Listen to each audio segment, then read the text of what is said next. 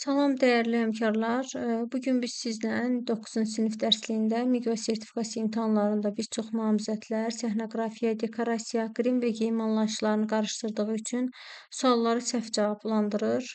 Bu gün həm biz bu mövzu ilə bağlı bir neçə dəqiqə elə öyrənəcəyik ki, artıq anlayışları heç vaxt qarışdırmayacaq.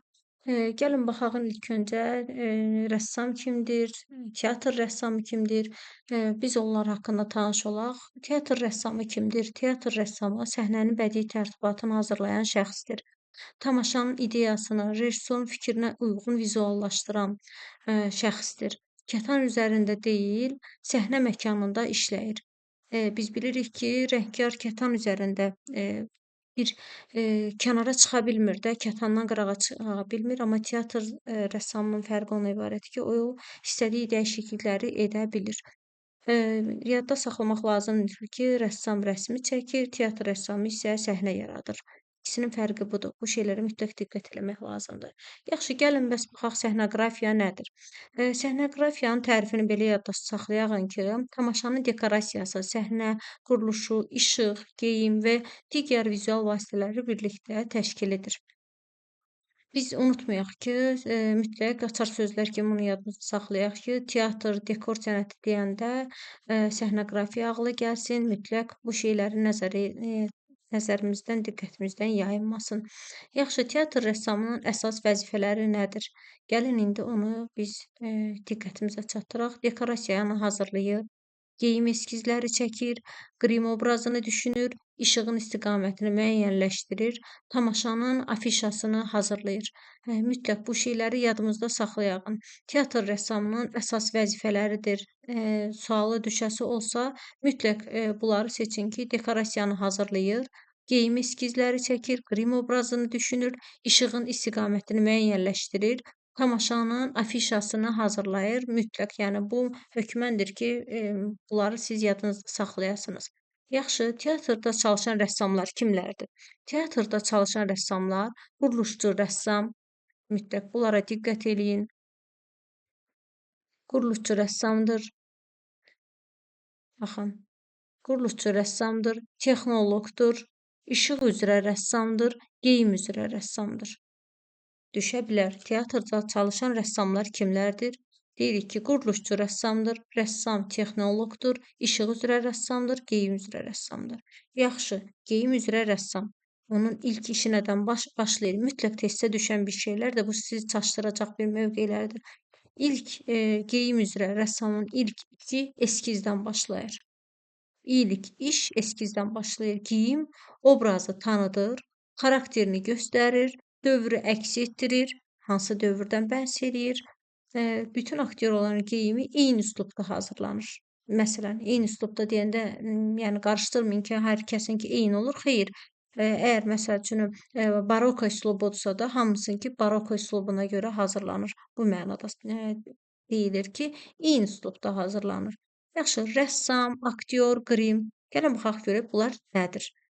Aktyor canlı obraz yaradır. Canlı obrazı aktyor yaradır. Qrim nədir bəs? Aktyoru obrazına uyğun dəyişdirir. Gəlin indi biz baxaq bununla bağlı.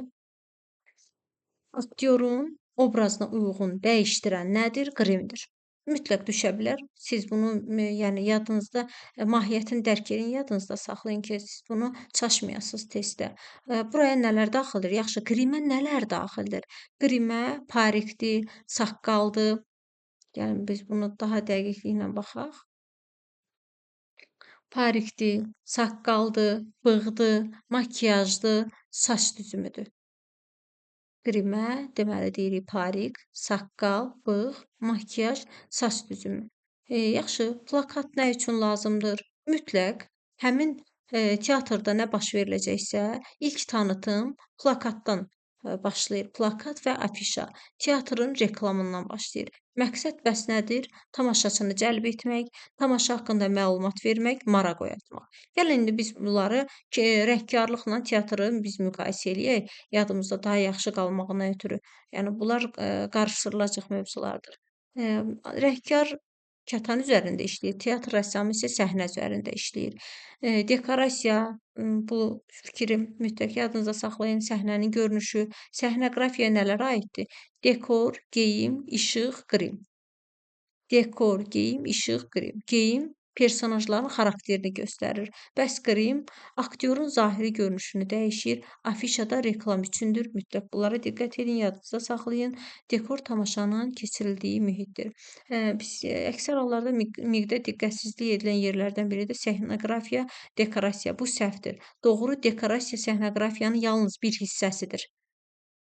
Bunları yadınızda saxlayın. Qrim, geyim. Yanlış anlayışdır bu. Qrim üzü dəyişdirir. Yəni qrimin geyimlə əlaqəsi yoxdur. Qrim üzü dəyişdirən bir şeydir. Geyim isə obrazın xarici görünüşünü tamamlayır. Yəni qrim ayrı anlayışdır, geyim ayrı anlayışdır. İnsanın zahiri görkəmini dəyişən bir şeyə qrim deyilir. Afişanı rejissor hazırlayır. Xeyr, yanlışdır. Afişanı qrafik dizaynerlər hazırlayır.